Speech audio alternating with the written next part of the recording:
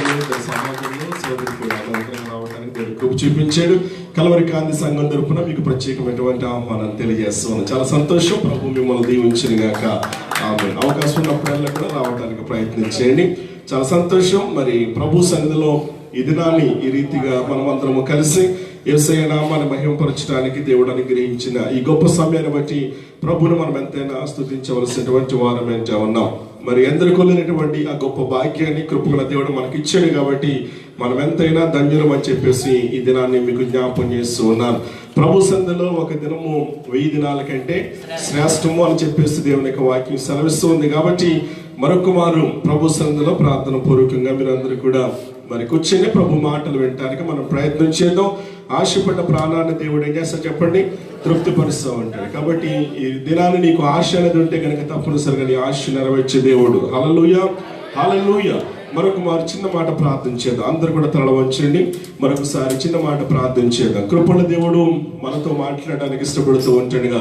ఒక మాట ప్రభుతో చెప్పు, ప్రభువా నీవు నాతో మాట్లాడయ్యా, నీ స్వరం వినాలని ఆశతో వచ్చాను ప్రభు, నన్ను దర్శించు, నన్ను బలపరచు ప్రభు, నీ వాక్యపిక వెలుగులో మరొకసారి నన్ను నేను సరి చేసుకోవడానికి సహాయం దాయిచ్చే ప్రభు అని చెప్పేసి చిన్న మాట ప్రార్థన చేద్దాం. హల్లెలూయా, హల్లెలూయా. స్తోత్రం, స్తోత్రం. ప్రార్థన చేద్దాం. మా దేవా, మా ప్రభువానికి స్తోత్రాలు. వాక్యం అనేది మేము నీ వారము తండ్రి. నీవు మాట్లాడితే వినాలని స్థలానికి వచ్చాం ప్రభు. ఎట్టి పరిస్థితుల్లో ఒక మనిషి మాట్లాడితే వినాలని ఈ స్థలానికి మేము ఎట్టి పరిస్థితుల్లో రాలేదు ప్రభు. నీ స్వరం మమ్మల్ని బ్రతికింప చేసేది, నీ మాట మమ్మల్ని ఆదరింప చేసేది. వాక్యమైన దేవా, ఈ దినాన్ని ప్రభు నాతో, మాతో, మా అందరితో కూడా మీరు మాట్లాడండి ప్రభు. నిలబడి నేను ఎందుకు పనికినటువంటి వాడను ప్రభు, నిష్ప్రయోజనం ఒప్పుకుంటూ ఉన్నాను ప్రభు. కానీ రాని మాటలు పలుకుని పెదవులు ఆపు చేయండి. పలకబడి ప్రతి మాటది నీ మాటగా ఉండడానికి సహాయం దాయిచ్చేయమని, వాక్యమును రెట్టిన అందరి కొరకు గురించి పంచిపెట్టమని, వినేటువంటి చెవులను గ్రహించినటువంటి మంచి మనస్సును హృదయాన్ని మీరు మాకు అనుగ్రహించమని యేసయ్య దివ్యమైన నామమున మీరు ప్రార్థిస్తున్నాము తండ్రి. ఆమేన్. హల్లెలూయా, హల్లెలూయా. చాలా సంతోషం. మరి దినాన్ని మనకి ప్రేమ విందు కూడా ఉంది కాబట్టి మరి త్వరగా మనం ముగించుకోవాలి. చేతనంటే మరలా వెనకాల వచ్చేటువంటి వారికి ఇబ్బంది లేకుండా మనం త్వరగా ముగించుకుందాం. కాబట్టి సమయాన్ని బట్టి నేను చాలా క్లుప్తంగా మరి కొన్ని విషయాలు ఈ దినాన్ని మనం కలిసి ధ్యానం చేద్దాం. తెరవండి పరిశుద్ధ గ్రంథంలో నుంచి ప్రకటన గ్రంథము 2వ అధ్యాయము 25వ భాగంలో ఉన్నటువంటి లేఖన భాగాన్ని చదివి ఈ దినాన్ని ప్రభు వారు ఏమైతే మాట్లాడటానికి ఇష్టపడుతూ ఉన్నాడో ప్రార్థన పూర్వకంగా మనం కలిసి ధ్యానం చేద్దాం. ప్రకటన గ్రంథం 2వ అధ్యాయము 25వ భాగం. నేను వచ్చే వరకు మీకు కలిగి ఉన్న దానిని గట్టిగా పట్టుకొనండి. సరిపోద్దండి.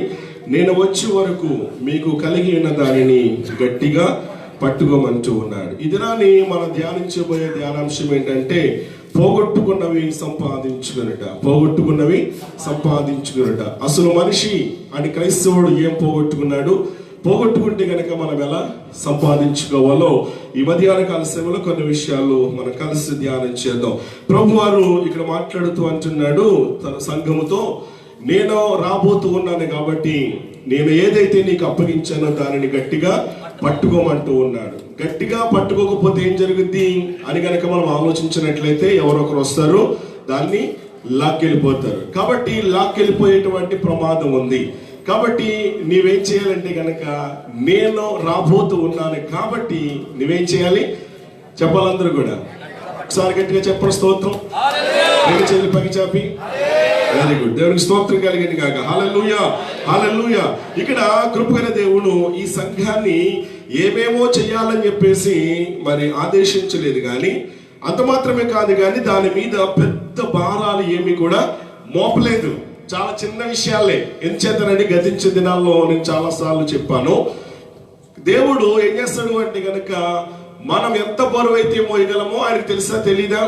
తెలుసు. కాబట్టి అంతే బరువు మనం మీద పెడతాడు. కాబట్టి మోయలేనంత బరువు పెట్టేసి మీరు మోయండి అని చెప్పేసి అనేవాడు కాదు. కాబట్టి ఇక్కడ కూడా సంఘంతో మాట్లాడుతూ ఉన్నాడు, ఇదిగో నేను రాబోతూ ఉన్నాను కాబట్టి ఏదైతే నువ్వు కలిగి ఉన్నావో దానిని గట్టిగా పట్టుకోమంటూ ఉన్నాడు. ఈ సంఘంతో దేవుడు మాట్లాడుతున్న మాట ఏంటంటే సత్యాన్ని గట్టిగా చేపట్టాలని, అంత మాత్రమే కాకుండా అబద్ధ బోధకుల యొక్క ఉపదేశాలను విసర్జిస్తే చాలు అని దేవుని యొక్క ఉద్దేశం. హల్లెలూయా.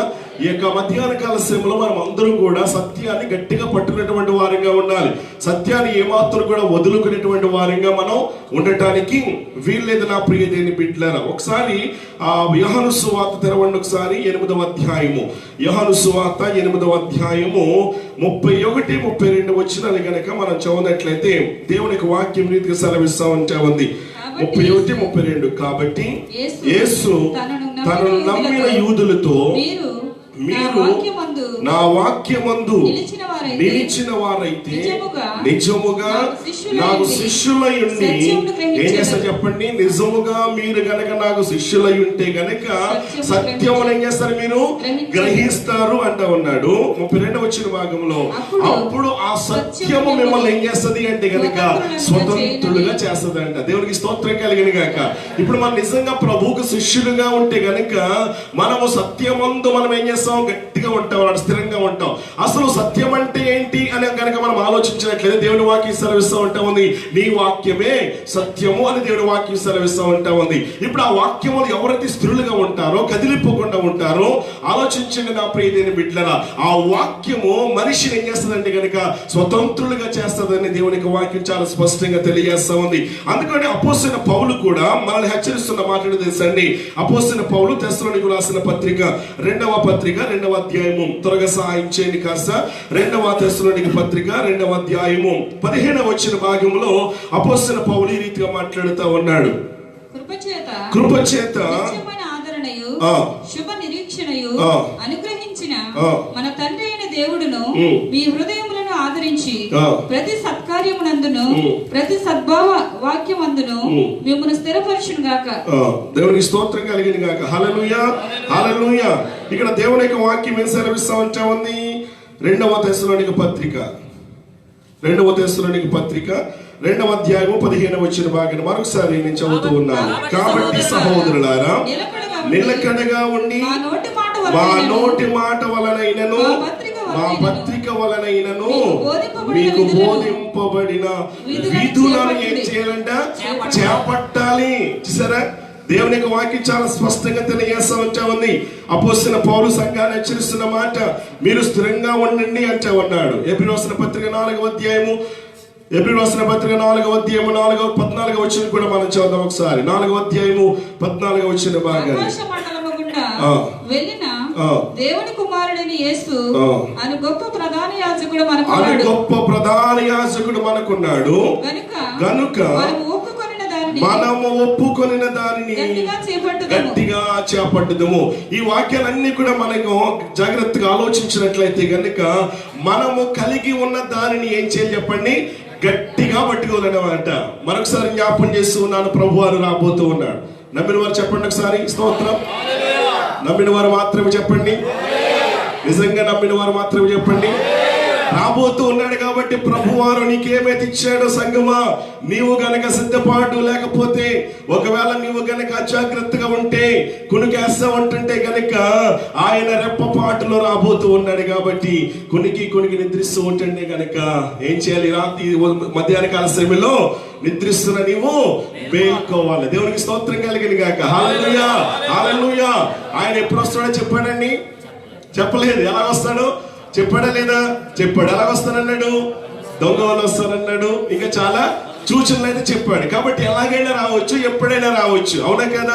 కాబట్టి సంగమా, నీవు గనక సిద్ధపడి లేకపోతే గనక, నీకు కలిగిన దాన్ని కనుక నువ్వు గట్టిగా పట్టుకోకపోతే గనక మరొకరు దాన్ని ఏం చేస్తారు, లాక్కి వెళ్ళిపోతారు. కాబట్టి దేవుడు సంఘముతో హెచ్చరిస్తూ ఉన్నాడు, నువ్వు ఏదైతే కలిగి ఉన్నావో దాన్ని గట్టిగా పట్టుకోమంటా ఉన్నాడు. లోకంలో చాలా మందిని మనం ఆలోచన చేస్తూ ఉంటా ఉన్నప్పుడు చాలా విషయాల్లో మరి గట్టిగా మరి కలిగి ఉంటారు.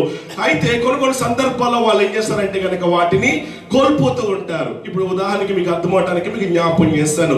ఒకప్పుడు ఆయన మంచి జాబ్లో ఉండేవాడండి, ఒకప్పుడు మంచి స్థితిలో వారు ఉండేవారండి, ఒకప్పుడు వారికి ఎటువంటి కష్టాలు లేవండి. కానీ ఇప్పుడు ఏమైపోయింది, వాళ్ళు ఏమైపోయారు, పోగొట్టేసుకున్నారు. నా ప్రియ దేవుని బిడ్డ ఆలోచించండి, కారణం ఏంటి, అదేంటో నీకు తెలుసు. అయితే క్రైస్తవులుగా ఆధ్యాత్మికంగా మనం ఆలోచించినట్లయితే, ప్రారంభంలో నువ్వు ప్రభు దగ్గరకు వచ్చినటువంటి ఆ యొక్క ప్రారంభ దినము నుండి ఇప్పటి వరకు కూడా మన విశ్వాస జీవితం ఏమవ్వాలి అంటే గనక ఏమవ్వాలి చెప్పండి, విశ్వాసం అనేది అభివృద్ధి అవ్వాలి. కానీ మనం ఏం చేస్తున్నాం, ఎక్కడ వేసామని గొంగలంటే అక్కడే ఉండిపోయాం. ప్రార్థిస్తున్నాం, వాక్యం చదువుతాం, మందిరానికి వస్తాం, అన్ని చేస్తాం. కానీ భక్తిలో మాత్రం, ప్రార్థనలో మాత్రం అదే 5 నిమిషాల ప్రార్థన, అదే 5 నిమిషాల వాక్యం సరిపెట్టేసుకుంటా ఉన్నాం. అందుకు మించి మనం కాసేపు ఎక్కువసేపు ప్రార్థన చేద్దాం, లేకపోతే కనుక ఈరోజు ఉపవాసం ఉందాం, ఈరోజు దేవుని సన్నిధికి వెళ్దాం, ఎవరి కన్నీరు కాచి ప్రార్థన చేద్దాం అని చెప్పేసినటువంటి బాధ్యత, భారం ఎవరికి కూడా ఉండదు. కాబట్టి రాత్రి మధ్యాహ్న సమయంలో క్రైస్తవులుగా దేవుడు నీకు ఇచ్చినటువంటి తలాంతులను, ఎవరి బాధ్యతలను నీవు కనుక గట్టిగా పట్టుకోకపోతే కనుక అది వేరొకరు లాక్కెళ్ళిపోతారు. కాబట్టి నేను రాబోతున్నాను కాబట్టి గట్టిగా పట్టుకోమంటా ఉన్నాడు. గతించిన వారంలో కూడా ఇదే మాట మీకు జ్ఞాపకం చేస్తాను, తలాంతుల విషయాల్లో. అవునా కదా? పోయిన వారమైనా మన తలాంతుల గురించి మనం మాట్లాడుకున్నాం. ఒకరికి 5 ఇచ్చాడు, ఒకరికి 2 ఇచ్చాడు, ఒకరికి 1 ఇచ్చాడు. 5 గలవాడు 5 సంపాదించాడు, 2 తలాంతులు గలవాడు 2 సంపాదించాడు. వాళ్ళిద్దరిని కూడా ఏమని సంబోధించాడు? మంచి దాసుడా అన్నాడు. మరొకడు అన్నాడు, 3వ వాడు ఎన్ని తలాంతులు ఇచ్చాడు? వాళ్ళకి 1 ఇచ్చాడు. వాడు ఏం చేశాడు? చాలా సోమరి వాడు. వాడికి తెలుసంట. ఏం తెలుసు? నా యజమానుడు కఠినుడు అని చెప్పేసి. ఎంత కఠినుడో జ్ఞాపం చేశాడు. అంత కఠినుడు అని తెలిసి వీడేం చేయాలి? అసలు యజమానుడికి భయపడాలి. అప్పుడు యజమానుడు వచ్చి అంటా ఉన్నాడు, నేను ఎంత కఠినుడు అని తెలుసు కదా, ఒకవేళ ఈ సొమ్ము గనక, ఈ 7 దినాలు గనక వేరే వాళ్ళకి ఇస్తే గనక వడ్డీతో సహా వచ్చి నేను నా సొమ్ము నేను మరి వసూలు చేసుకుంటాను కదా, నువ్వెందుకు ఇవ్వలేదు అని చెప్పేసి అడుగుతూ ఉన్నాడు. వాడిని ఏమన్నాడు?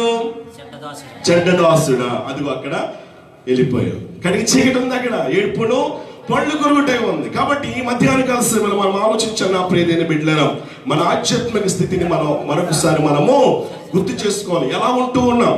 ప్రభు నీకు ఇచ్చిన తలాంతుల విషయంలో, దేవుడు నీకు అనుగ్రహించిన వాడి వరాల విషయంలో నీవు కనుక జాగ్రత్తగా లేకపోతే కనుక పడిపోయే అవకాశాలు ఉన్నాయి, తొట్టిల్లిపోయే అవకాశాలు ఉన్నాయి. శోధకుడైన సాతాను ఎన్నో రీతిలుగా శోధించడానికి ఇష్టపడుతూ ఉన్నాడు. ఎన్నో రీతిలుగా నీ మీద ప్రయోగాలు చేస్తూ ఉన్నాడు. ఆలోచించండి, ఎందుకని? తన వైపు లాక్కోవాలని చెప్పేసి. నీవు గనక సత్యమందు గనక గట్టిగా లేకపోతే ఏమైపోతావు? వాడి వైపు నీవు వెళ్ళిపోతావు. కాబట్టి వెళ్ళిపోయే ప్రమాదాలు ఉన్నాయి. కాబట్టి నీవు సత్యాన్ని విడిచి వెళ్ళిపోవద్దు అని చెప్పేసి దేవుని యొక్క వాక్యం చాలా స్పష్టంగా తెలియజేస్తూ ఉంటా ఉంది. అందుకని దేవుని యొక్క వాక్యములు గనక మనం ఆలోచించినట్లయితే గనక యోవేలు గ్రంథములు 2వ అధ్యాయము 12వ భాగములో మనం చదువుతూ ఉంటున్నాము. ఇప్పుడైనను అనే మాట మనకు అక్కడ కనబడుతూ ఉంటా ఉంది. ఇప్పుడైనను. ఒకప్పుడు దేవుని దగ్గరికి వచ్చాము, మంచిదే, బాగుంది, ప్రార్థన జీవితం, విశ్వాస జీవితం అంతా కూడా బాగుంది. కానీ లోకములో సాతాను ఏం చేస్తూ ఉన్నాడు? ఎవరిని మృంగుదునా అని వాడు తిరుగులాడుతూ ఉన్నాడు. కాబట్టి సాతానికి చేతిలో చిక్కుకుపోయావేమో, ప్రార్థనలో దిగజారిపోయావేమో, భక్తిలో దిగజారిపోయావేమో, సహవాసంలో దిగజారిపోయావేమో. అయినా సరే పర్వాలేదు, ఇప్పుడైనా సరే మీరు నా దగ్గరికి వస్తే గనుక మీరు ఏదైతే పోగొట్టేసుకున్నారో, ఏ తలాంతనైతే మీరు పోగొట్టేసుకున్నారో ఆలోచించండి, తిరిగి మరలా నేను మీకు ఇస్తాను అంటా ఉన్నాడు. దేవునికి స్తోత్రం కలిగిన గాక. ఒకప్పుడు లోకంలో కొన్ని విషయాల్లో గనక మనం పోగొట్టేసుకుంటే గనక అవి సంపాదించుకోవటం ఎవడు చాలా కష్టమేమో. కానీ ఈ రోజున ఆధ్యాత్మికంగా నీవు నాశనం చేసుకున్నటువంటి భక్తిని, యథార్థతని, నీతిని గనక మరలా నువ్వు ప్రభు దగ్గరకు వచ్చి నువ్వు గనక సరి చేసుకోవడానికి ఇష్టపడినట్లయితే గనక ప్రభు నిన్ను జ్ఞాపకం చేసుకుంటాడు. మరలా నీ పట్ల గొప్ప కార్యాలు చేయడానికి ఆయన ఇష్టపడుతూ ఉంటూ ఉన్నాడు. కాబట్టి మనం ఎలా రావాలి? నేను జ్ఞాపకం చేసిన ప్రారంభంలో పోగొట్టుకున్నవే మనం సంపాదించుకోవాలి. ఏం పోగొట్టుకున్నావు? సంఘం. ఇప్పుడు దేవుడు ఒక స్త్రీతో సంఘం అని పోలుస్తూ ఉన్నాడు. ఇప్పుడు మీకు అర్థం అవడానికి ఒక మాట మీకు జ్ఞాపకం చేస్తాను. తెరవండి బైబిల్ గ్రంథంలోంచి లూకా సువార్త 15వ అధ్యాయములో ఉన్నటువంటి ఒక ఉపమానాన్ని అక్కడ మనకు కనబడుతూ ఉంటా ఉంది. లూకా సువార్త 15వ అధ్యాయము 8 నుంచి 10 వచనాలు గనక మనం జాగ్రత్తగా పరిశీలన చేసినట్లయితే అక్కడ ఒక ఉపమానాన్ని మనకు కనబడుతూ ఉంటా ఉంది. దయచేసి నేను చాలా వేగంగా వెళుతూ ఉన్నాను, ఎందుకంటే ఇక్కడేమో సీట్ రాసి పంపించేశారు, మరి భోజనాలు ఉన్నాయి కాబట్టి 12:15కి ముగించేయండి అని చెప్పేసి. కాబట్టి నేను 12:15 కల్లా లోపుని ముగించడానికి ఇష్టపడతాను. కాబట్టి ఎవరికి కూడా ఇబ్బందికరంగా ఉండదు. దేవునికి స్తోత్రం కలిగిన గాక. హల్లెలూయా. చూడండి 15వ అధ్యాయము 8 నుంచి 10 వచనాలు గనక జాగ్రత్తగా మనం పరిశీలన చేసినట్లయితే అక్కడ ఒక స్త్రీ మనకి కనబడతా ఉంది. ఒక స్త్రీ మనకి కనబడతా ఉంది. ఆ స్త్రీకి ఎన్ని నాణేలు ఉన్నాయంట? వినాలి అందరూ కూడా. ఎన్ని నాణేలు ఉన్నాయి? 10 వెండి నాణేలు ఉన్నాయి. ఒక రోజున ఏమని చేస్తుందో తెలుసా? ఆ 10 వెండి నాణేల్లో ఒక నాణం ఏమైపోయిందంట? పోగొట్టేస్తుంది. పోగొట్టుకునేసరికి ఇక ఎన్ని నాణేలు ఉన్నాయి? 9 ఉన్నాయి కదా అని చెప్పేసి, థ్యాంక్ యూ సార్, 9 ఉన్నాయి కదా అని చెప్పేసి ఆలోచించండి నా ప్రియ దేని బిడ్డలారా. ఏం చేస్తున్నామే? ఎందుకులే, ఇంకా చాలా ఉన్నాయి కదా, 9 ఉన్నాయి కదా, దీంతో నాకేంటి అవసరం అని చెప్పేసి దాన్ని విడిచిపెట్టేసిందా? పోగొట్టుకున్నది కళ్ళు వెళ్ళనుకున్నదా? అనుకోలేదు. ఏమనుకున్నది? తప్పిపోయినటువంటి పోగొట్టుకున్నటువంటి ఆ నాణం కోసం ఏం చేసిందంటే కనుక ఆమె ముందుగా దీపం వెలిగించిందంట. దీపం వెలిగించి ఏం చేసింది? ఇల్లంతా కూడా ఊడ్చిందంట. ఇల్లంతా ఊడ్చింది. ఎలా ఊడ్చింది? అది దొరికేంత వరకు కూడా ఊడ్చింది. దేవునికి స్తోత్రం కలిగింది గాక. ఇప్పుడు చూడండి, అటు వల్లనే 10వ భాగం మనం చదువుతున్నాము. అటు వల్లనే మారు మనసు పొంది ఒక పాప విషయమై దేవుని దూతల ఎదుట సంతోషం కలు మీతో చెప్పుచున్నారు అంటున్నాడు. ఇప్పుడు చూడండి 9వ చూడండి. అది దొరికినప్పుడు తన చెలికత్తెలను పొరుగు వారిని పిలిచి నాతో కూడా సంతోషించుడి అంటూ ఉన్నాడు. దేవునికి స్తోత్రం కలిగింది గాక. హల్లెలూయా, హల్లెలూయా.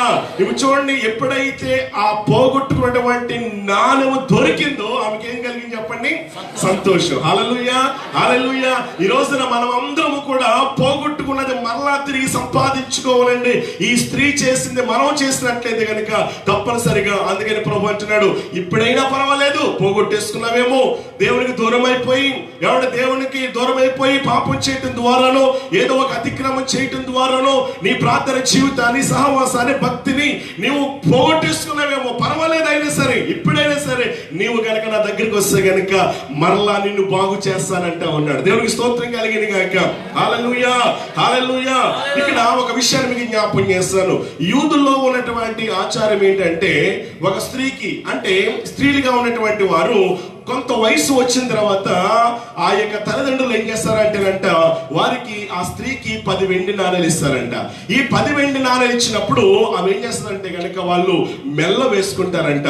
మెల్ల వేసుకోవటమే కాకుండా ఏం చేస్తారంటే, వారు ఏం చేస్తారు అంటే కనుక దానిని వారు బ్రతుకు దినములన్నీ కూడా దానిని కాపాడుకోవలసినటువంటి బాధ్యత, భారము కలిగి 10 వెండి నాణేలు చాలా జాగ్రత్తగా వారు కాపాడుకుంటారంట.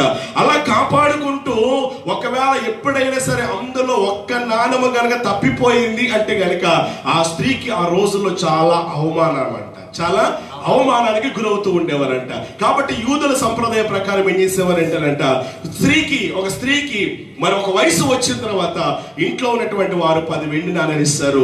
వెండి నాణేలు ఇచ్చినప్పుడు ఆ స్త్రీ ఒకవేళ వీటిలో ఒక్కటైనా సరే తప్పిపోతే ఎక్కడైనా అవమానానికి గురవుతాను, ఎక్కడైనా తిరస్కరించబడతాను, ఎక్కడైనా నిందించబడతాను, ఎక్కడైనా కేరి చేయబడతాను అని చెప్పేసి ఆ స్త్రీలు ఏం చేసేవారంటే కనుక ఇవ్వబడిన దానిని జాగ్రత్తగా వారు కాపాడుకునేటువంటి వారంట.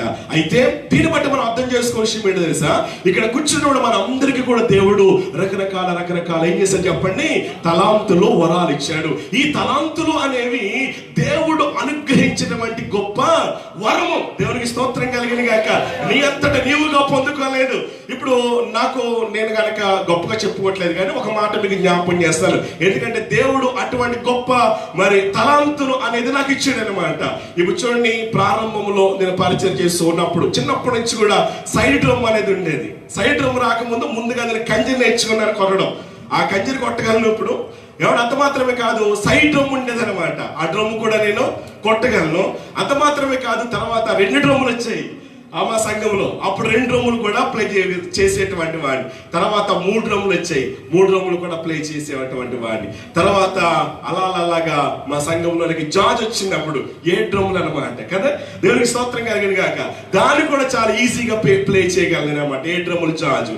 అంత మాత్రమే కాదు, దాని తర్వాత ఏమొచ్చింది, ప్యాడ్ వచ్చింది.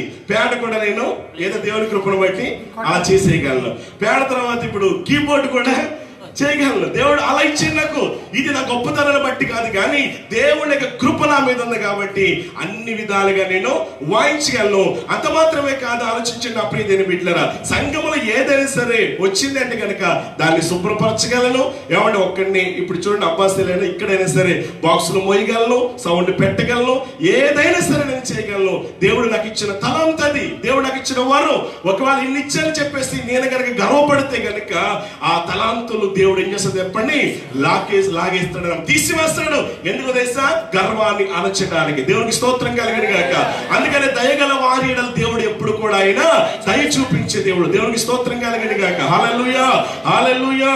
దయగల వారిపై దయ చూపి కఠినుల ఎడల వికటము చూపును. దయగల దయ చూపించును కఠినుల వికటము చూపును.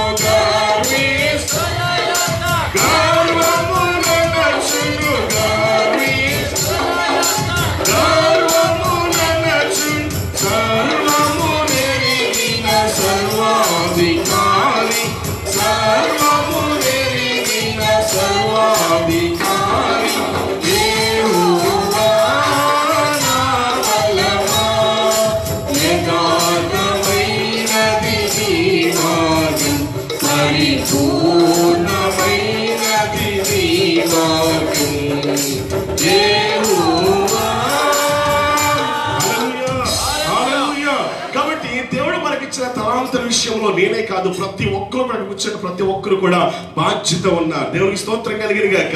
అందుకనే రాబోతూ ఉన్నాడు. కాబట్టి ప్రియ సంగమ, నీవు గనక సత్యమందు గనక స్థిరంగా లేకపోతే గనక ప్రభువారు లెక్క అడుగుతాడు. కాబట్టి నీకు కలిగిన దాన్ని గట్టిగా పట్టుకోమంటూ ఉన్నాడు. ఇప్పుడు చూడండి, ఒక్క నాణము గనక పోగొట్టుకుందంటే ఆ స్త్రీకి ఏముంటది, ఏం జరుగుతుంది?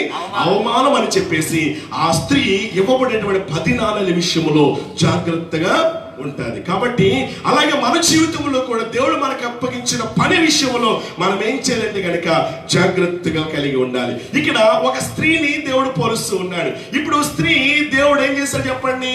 ఆ స్త్రీని దేవునితో పోల్చాడు, సంఘంతో పోల్చాడు. ఇప్పుడు సంఘం ఏం పోగొట్టుకుంది అని కనుక మనం ఆలోచించినట్లయితే తెరవండి బైబిల్ గ్రంథం నుంచి యోబు గ్రంథము 22వ అధ్యాయము. యోబు గ్రంథము 22వ అధ్యాయము 21వ వచ్చిన భాగాన్ని త్వరగా సహాయం చేద్దాం. 22వ అధ్యాయము 21వ వచ్చిన భాగం. ఆయనతో సహవాసము చేసిన యెడల నీకు సమాధానము కలుగు. సరిపోద్దండి. ఇక్కడ సంఘం ఏమైంది అంటే, క్రైస్తవుడిగా ఏం చేశాడు అంటే కనుక దేవునితో సహవాసం కోల్పోయామేమో. దేవుడు వాక్యం చెబుతా ఉంది, దేవునితో సహవాసము చేసి చూడు అంటూ ఉన్నాడు. నువ్వు దేవునితో సహవాసము చేస్తే ఏం జరుగుతుందో అక్కడ దేవునికి వాక్యం చాలా స్పష్టంగా తెలియజేస్తూ ఉంటా ఉంది. ఆదికాండ గ్రంథం 3వ అధ్యాయం 9వ వచనంలో మనం దేవుని వాక్యాన్ని చదువుతూ ఉంటున్నప్పుడు దేవునితో సహవాసం చేయాల్సినటువంటి వారు దేవునితో సహవాసం చేయలేదు కాబట్టి ఆ సహవాసాన్ని కోల్పోయారు. కాబట్టి ఏం జరుగుతుంది తెలుసండి? అక్కడ ఒక మాట మనం చదువుదాం. 3వ అధ్యాయము 9వ వచన భాగం. త్వరగా సహాయం చేయాలి. దేవుడైన యెహోవా ఆదామును పిలిచి నీవెక్కడున్నావు? అందుకతడు నేను తోటలో నీ స్వరము విన్నప్పుడు నేను దిగంబరుగా ఉంటిని కాబట్టి నాకేమైంది తెలుసా? భయం వచ్చింది. భయమేయటం వల్ల నాకేం జరిగింది తెలుసా? నేను నీ ముందుకు రావటానికి నా ముఖం చేయలేదు కాబట్టి నేను ఎక్కడ దాక్కున్నాను. కారణం ఏంటో తెలుసా? సహవాసాన్ని కోల్పోయాడు. దేవునితో ఉండాల్సిన సహవాసం కోల్పోయాడు కాబట్టి భయం అనేది వచ్చింది. చెట్టు చాటును దాక్కోవలసిన పరిస్థితి ఏర్పడింది. అందుకని ఆయనతో సహవాసము చేసిన యెడల సంఘమా, నీవు సహవాసాన్ని కోల్పోయావేమో, మరలా తిరిగి దేవునితో సహవాసానికి నీవు వస్తే గనుక ప్రభు నీ పట్ల గొప్ప కార్యం చేయడానికి ఇష్టపడుతూ ఉన్నాడు. మరొక మాట చూడండి, కొరింథీయులకు రాసిన మొదటి పత్రిక 14వ అధ్యాయము 1వ వచ్చిన భాగాన్ని చదువుదాం. కొరింథీయులకు రాసిన మొదటి పత్రిక 14వ అధ్యాయము 1వ వచ్చిన భాగాన్ని త్వరగా సాయం చేయాలి. ప్రేమ కలిగి ప్రయాసపడుడి. దేవునికి స్తోత్రం కలిగిన గాక. ఇక్కడ ప్రేమను కోల్పోయేమేమో, మరలా తిరిగి మనం ఏం చేయాలంటే ప్రేమను తిరిగి కాపాడుకోవాలి. దేవునికి స్తోత్రం కలిగిన గాక. ఇందాక ప్రేమ అంటే ఇప్పుడు నాకు గుర్తు వస్తా ఉంది. సోదరులు సాక్ష్యం ఇచ్చారు, 4 సార్లు వచ్చారంట. ఆయన చెప్పినటువంటి మాటలకి సంఘం చాలా కలిగిపోయింది. అవునా కదా? చాలా మంది, అతనే కాదు చాలా మంది ఏడ్చారు. చాలా మంది ఎప్పుడూ కూడా దేవుని కృపను బట్టి వాళ్ళు చాలా మంది కొంత ధనాన్ని పెద్ద మొత్తంలో కూడా కొంతమంది ఇచ్చారు. దేవునికి స్తోత్రం కలిగిన గాక. అంటే ఇప్పుడు ప్రేమ అనేది కలిగి ఉండడం మంచిదే కాదా? దేవునికి స్తోత్రం కలిగిన గాక. హల్లెలూయా. దేవుడు ముందుగా మనల్ని ప్రేమించాడు, మన దేవుడిని ప్రేమించామా? మనం ప్రేమించామా? దేవుడు ముందుగా మనల్ని ప్రేమించాడు. మనల్ని ప్రేమించాడు కాబట్టి ప్రేమ అంటే ఇదేరా అన్నాడు. ఏది? ప్రేమ అంటే ఇదేనా? ఏదిరా ప్రేమ అంటే? దేవునికి స్తోత్రం కలిగిన గాక. ఒక మాట చూడండి, యోహాను సువార్త ప్రేమ అంటే ఏంటో చెప్పాడు. ఈ లోకంలో ప్రేమ అంటే ఏంటో చాలా విషయాలు మనం నేర్చుకుంటా ఉంటాం. ప్రేమించకపోతే బ్లేడ్లతో కోసుకుంటారు, ఇంకా ఏం చేస్తూ ఉంటారు, యాసిడ్లో దాడి చేస్తూ ఉంటారు, లేకపోతే బిల్డింగ్లు ఎక్కేసి దూకేసి ఆత్మహత్య చేసుకుంటూ ఉంటారు. కానీ దేవుని ప్రేమ ఎలాంటిది? ఆ ప్రేమకి ఈ ప్రేమకి చాలా వ్యత్యాసం ఉంది. అందుకని భక్తులు పాడుతూ ఉన్నాడు, ధరలోని ప్రేమలన్నీ స్థిరము కావు, కరిగిపోవును, క్రీస్తు యేసు కల్వరి ప్రేమ కడవరకు ఆదరించును, క్రీస్తు యేసు కల్వరి ప్రేమ కడవరకు ఆదరించును. యేసు ప్రేమ మాత్రమే కడవరకు ఆదరించేది. కాబట్టి చూడండి, యోహాను సువార్త మొదటి పత్రిక, యోహాను మొదటి పత్రిక 4వ అధ్యాయము 10వ వచన భాగం చదవండి. త్వరగా సాయించు. 4వ అధ్యాయం. మనము దేవుని ప్రేమించుటమని కాదు, తానే మనల్ని ప్రేమించి, తానే మొదటగా మనల్ని ఏం చేసా చెప్పండి? ప్రేమించి మన పాపములకు ప్రాయశ్చిత్తమైండుటకు తన కుమారుని పంపెను. ఇందులో ప్రేమ ఉన్నది. దేవునికి స్తోత్రం కలిగిన గాక. కాబట్టి క్రీస్తుని ప్రేమిస్తున్నటువంటి మనము ఇతరులు కూడా ప్రేమించవలసినటువంటి బాధ్యత మనకుందా లేదా? చెప్పండి, ఉందా లేదా? కాబట్టి ఉంది. కాబట్టి అందరిని కూడా ఒకేలాగా ప్రేమించాలి. కానీ కొందరు ఒకలాగా ప్రేమిస్తూ ఉంటారు. ఎలాగా? డబ్బు ఉంటే ఒకలాగా, అందం ఉంటే ఒకలాగా, లేకపోతే కనుక వారు ఏదో ఒక కులంలో ఉంటే కనుక కదా, పలానా కులం వారండి, పలానా గొప్ప వారండి అని చెప్పేసి ప్రేమ చూపిస్తూ ఉంటారు. కానీ మనం అలా చూపించడానికి వీలు లేదు. ఏసు అలా చూపించాడా? నువ్వు పలానా కులం అని చెప్పేసి నీకోసం ఇంకోలా రాలేదు. అవునా కదా?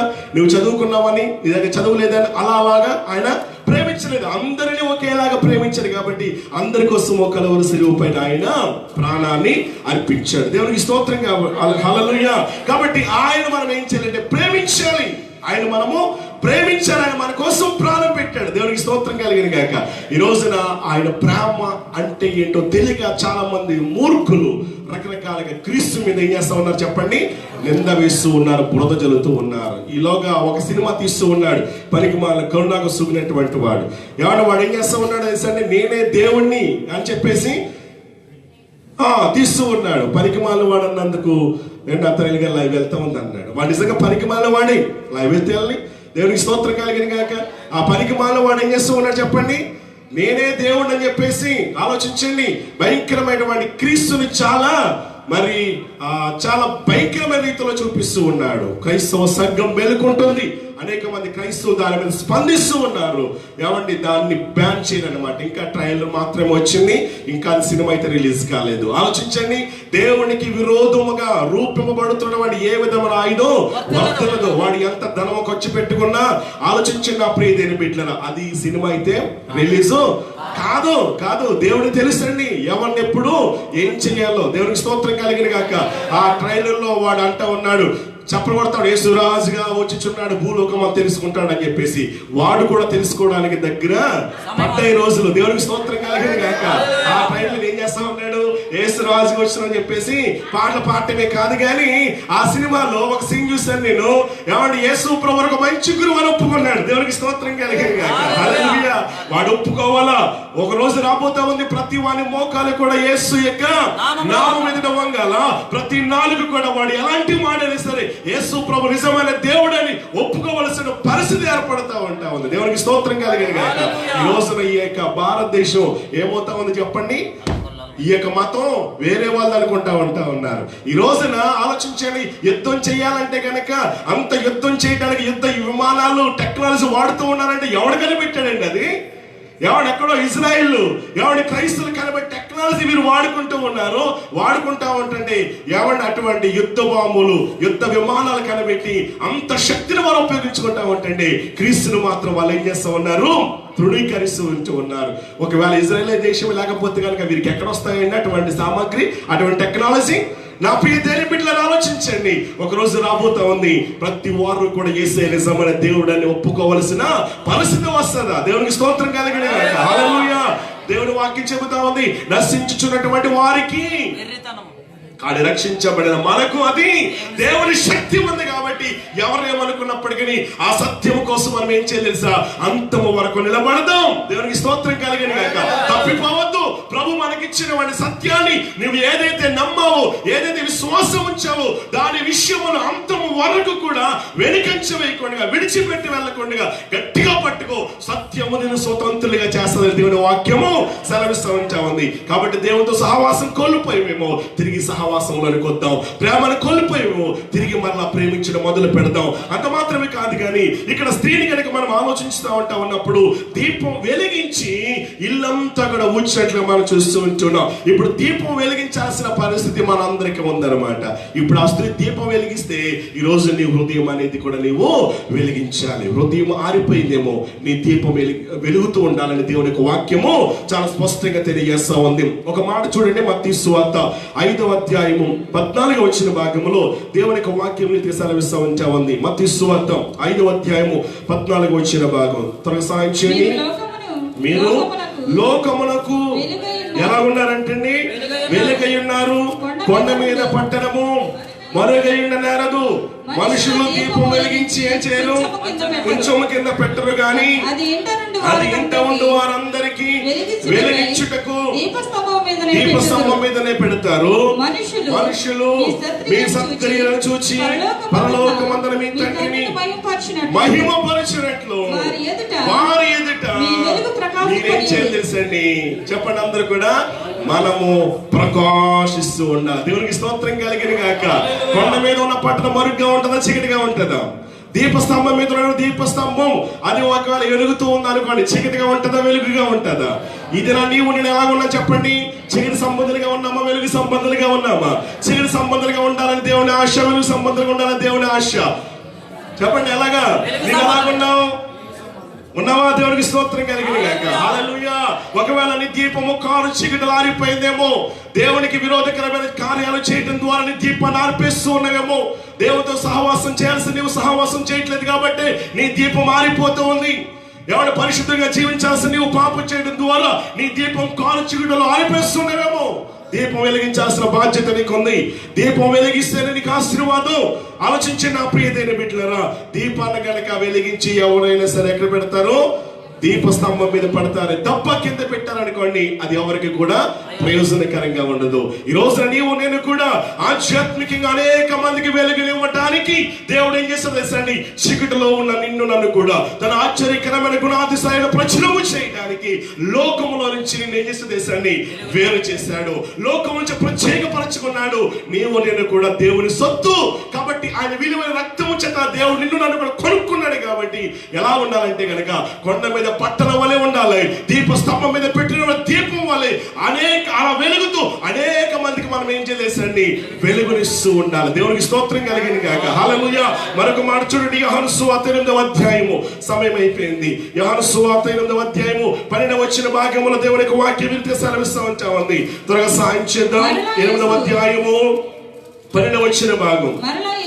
మరలా యేసు చూడని చెప్తూ ఉన్నాడు, నేను లోకమునకు వెలుగుగా ఉన్నాను. నన్ను వెంబడించువాడు చీకటిలో నడవక జీవపు వెలుగు కలిగి ఉండునని వారితో చెప్పాను. 9వ అధ్యాయము 5వ వచ్చిన భాగం కూడా మనం చదువుతాం. 9వ అధ్యాయము 5వ వచ్చిన భాగం. నేను లోకములో ఉన్నప్పుడు లోకమునకు వెలుగునని చెప్పాను. దేవునికి స్తోత్రం కలిగిన గాక. మన ప్రభు ఎలా ఉన్నాడు చెప్పండి? వెలుగై ఉన్నాడు. కాబట్టి నీవు నేను ఎలా ఉండాలి చెప్పండి? వెలుగుగా ఉండాలా, చీకటిగా ఉండాలా?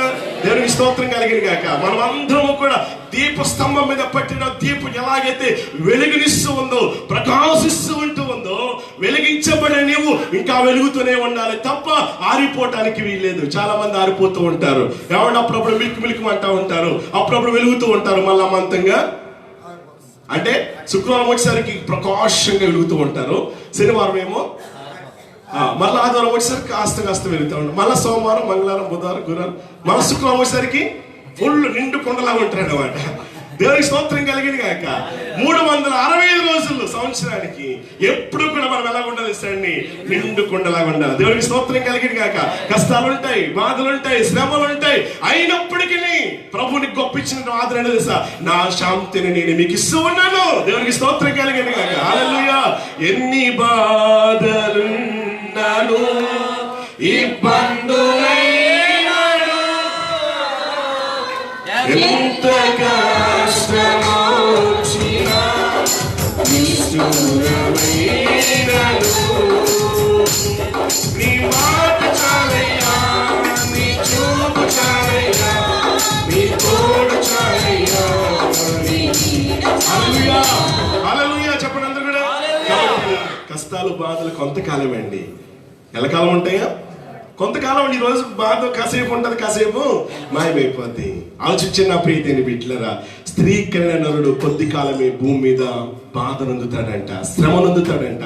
కానీ ఈ లోకం కొద్ది కాలమే కాబట్టి, శాశ్వతమైన లోకం మనకుంది కాబట్టి, మనం ఎప్పుడు కూడా నీకు కలిగిన దాన్ని గట్టిగా పట్టుకొని అంతము వరకు కూడా నీవేం చేయాలి, ప్రభు యొక్క కృపలో నీవు బలపడాలని చెప్పేసి మరొకసారి నేను మీకు జ్ఞాపకం చేస్తున్నాను. చూడండి, ఎఫెసు రాసిన పత్రిక ఒక మాట చదివి మనం ముందుకు వెళ్ళిపోదాం. ఒక 5 నిమిషాలు ముగిస్తున్నాను. చూడండి, ఎఫెసు రాసిన పత్రిక 5వ అధ్యాయము 8వ వచ్చిన భాగంలో దేవుని యొక్క వాక్యం రీతి సెలవిస్తూ ఉంది. మునుపు మనం ఎలా ఉన్నామో తెలుసా, మనము పూర్వం మంది ఎలా ఉన్నామంటే చీకటిగా ఉన్నాం. మొదటి దశలోనిక పత్రిక 5వ అధ్యాయం 5వ వచ్చిన భాగం కూడా మనం చదువుదాం. మొదటి దశలోని పత్రిక 5వ అధ్యాయము 5వ వచ్చిన భాగంలో దేవుని వాక్యం సెలవిస్తూ ఉంది.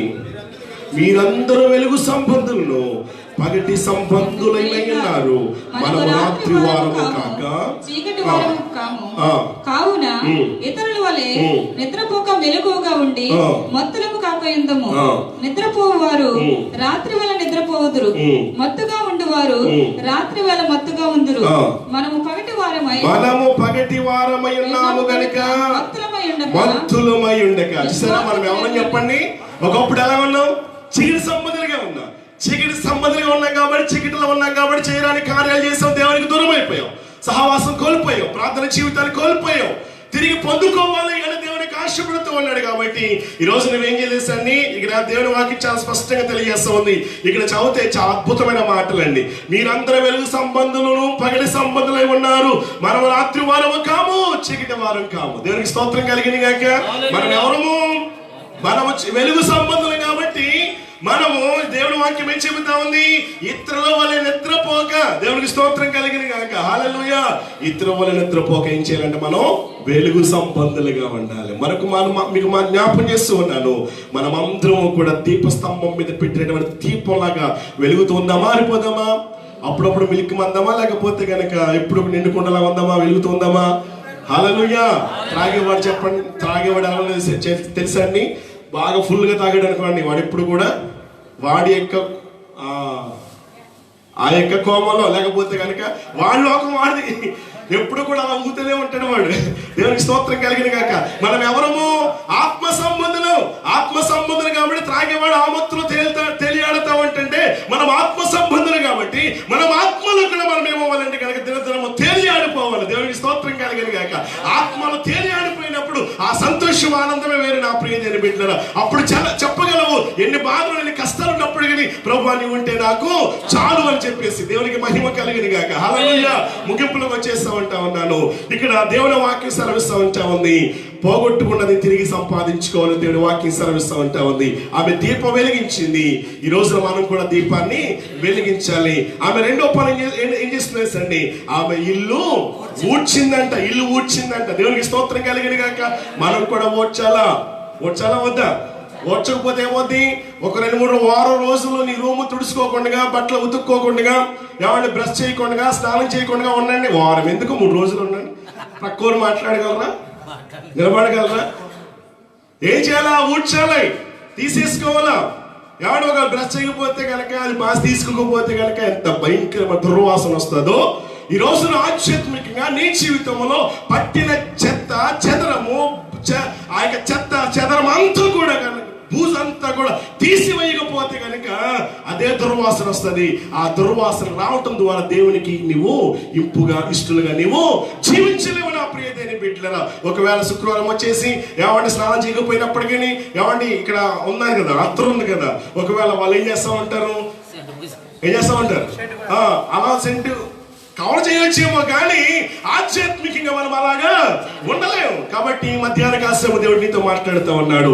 ఏం ఊడ్ చేయాలి, మనం ఏం తీసేయాలా, నీలో ఏ చెత్త ఉందో, ఏ చెదారం ఉందో, ఏ బూజు ఉందో, ఏ బూజు పట్టి ఏమంటే దేవుడి ముఖాలు మనం చూడలేకపోతున్నామో, దేవుడితో సహవాసం చేయలేకపోతున్నామో, పాటలు పాడలేకపోతున్నామో, ప్రార్థించలేకపోతున్నామో, ఉపవాసాలు ఎందుకు ఉండలేకపోతున్నామో, ఆధ్యాత్మికంగా మనం ఎందుకు చచ్చేసిలో మనం ఉంటూ ఉన్నామో నీకు నాకు తెలుసు. కారణం ఏంటో తెలుసా?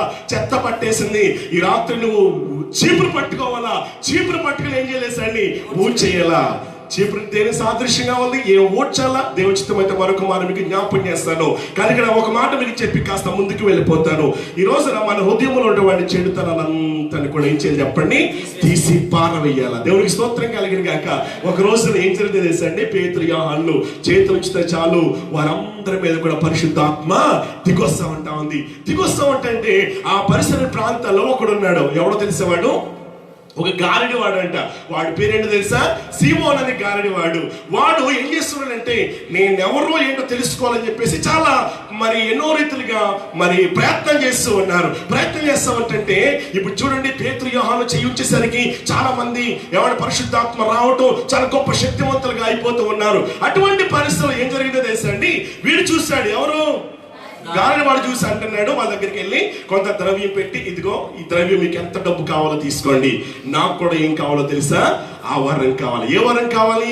నేను కూడా చెయ్యి పెట్టేసరికి టచ్ అనేసరికి అందరూ కూడా పడిపోవాలి అని చెప్పేసి ఏమండి డబ్బు ఇస్తామంటా అన్నాడు. పేతురు ఆ యోహాను ఏమన్నా తెలుసా, ఓ దుర్మార్గుడా, నీ హృదయము దేవుడు సరైనదిగా లేదురా, నీ హృదయములో చెడుతనాన్ని కడిగేసుకోమంటా అన్నాడు. మీరు ఇంటికి వచ్చి అపోస్తలుల గ్రంథము 8వ అధ్యాయములో మీరు చదివితే కనుక ఈ మాటలు మీకు కనబడతా ఉంటాయి.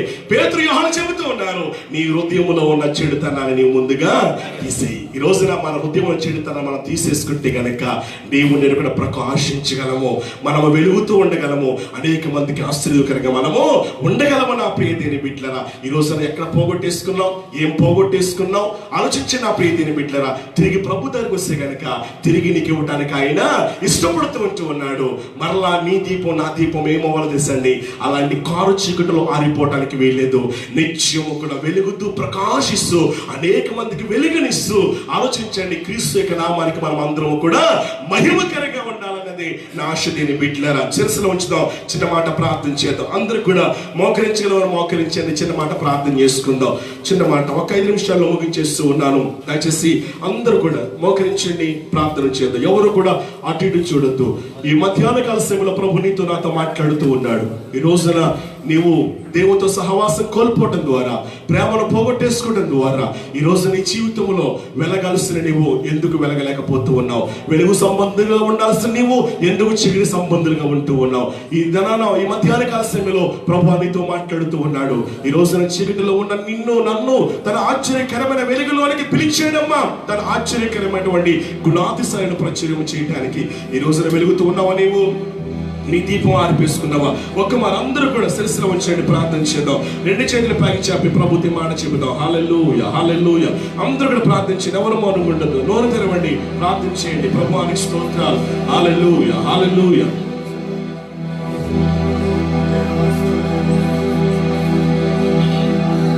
అందరూ ప్రార్థన